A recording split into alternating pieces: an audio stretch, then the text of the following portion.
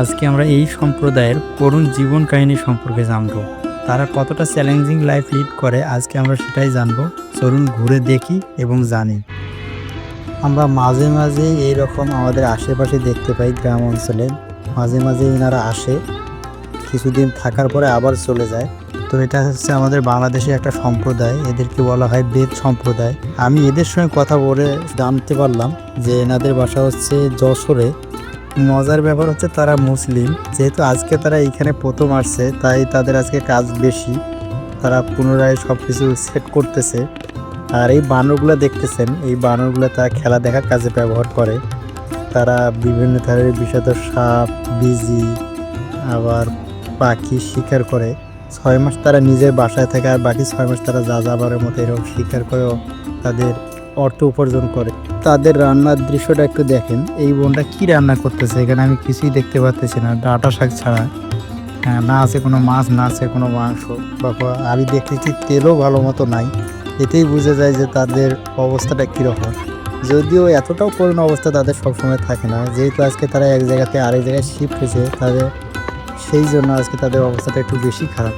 আমি আজকে ইফতারি বাইরে করব বলে কিছু ইফতারি সাথে নিয়েছিলাম একজনের। তো তাদের দেখে আমি চাইলাম যে একজনকে ইফতারির দাওয়াত দেয়, যেহেতু তারা মুসলিম। তো আমি একজনকে দাওয়াত দেওয়াতে তারা 2জন আসলো, পরে ওঠে আমরা ভাগাভাগি করে খেলাম। পরে ওদের সঙ্গে থাকতে থাকতে এক ভাই বললো যে তার নাকি গর্ভবতী এক আছে, ওয়াইফ আছে। উনি আজকে রোজা রাখছেন, কিন্তু ইফতারি করার মতো কিছুই নাই। তাই আমার কাছে শুধু 20টা টাকা চাইলো। বলে যাবে কিছু মনে না করলে আমার 20টা টাকা দিতে পারেন। তাই দিয়ে উনি ওনার ওয়াইফের জন্য কিছু ইফতারি নিয়ে আসবে তাই বললো। আর আমি আবার ইফতারি করতে করতে ভাইদেরকে বললাম যে ভাই, আপনারা যে এক জায়গা থেকে আরেক জায়গায় যান, সে জায়গায় কীভাবে সিলেক্ট করে জায়গাটা, যে হুট করে গেলে তো আবার মানুষ বকাবকি করতে পারে, বা অন্য জমিতে যান। বললো যে না ভাই, আমরা এভাবে না, আমাদের একজন প্রতিনিধি একজন যায়, গিয়ে ওই জায়গা সম্পর্কে জানে, গিয়ে বলে যে ওনাদের ওইখানে থাকতে দিবে কিনা।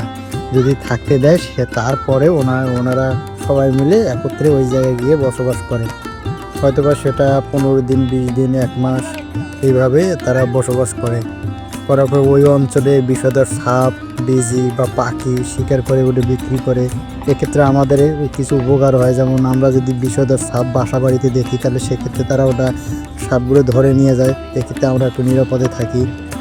তাদের লাইফ স্টাইলটা দেখে একদিক দিয়ে ভালো লাগে, কি সুন্দর তারা খোলা আকাশের নিচে বসবাস করে, সবাই মিলে একত্রে বসবাস করে। সুখে দুঃখে সবাই সবার সাহায্য সহযোগিতা করে, যেটা এখন এই সমাজে দেখা যায় না। বিশেষ করে এখন সবাই প্রাইভেসি দরকার, সবাই যে যার মতো থাকে, কেউ কারো খোঁজ খবর রাখে না। এই দিক দিয়ে একদিক দিয়ে তারা খুব সুখে আছে। আবার অন্যদিকে খোলা আকাশের নিচে অনেক ঝড় বৃষ্টি, পোকামাকড় বলেন, মশা, আবার অনেক সময় তাদের কারেন্ট থাকে না ঠিকঠাক, এই গরম, এই দিক দিয়ে আবার চিন্তা করলে অনেকটাই ক্রিটিক্যাল। অর্থাৎ যেখানে যত সুন্দর সেই জায়গাটার পরিস্থিতি ততই জটিল, ততই করুণ।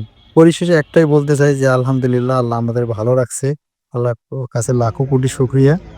সবাই ভালো থাকবেন। ধন্যবাদ।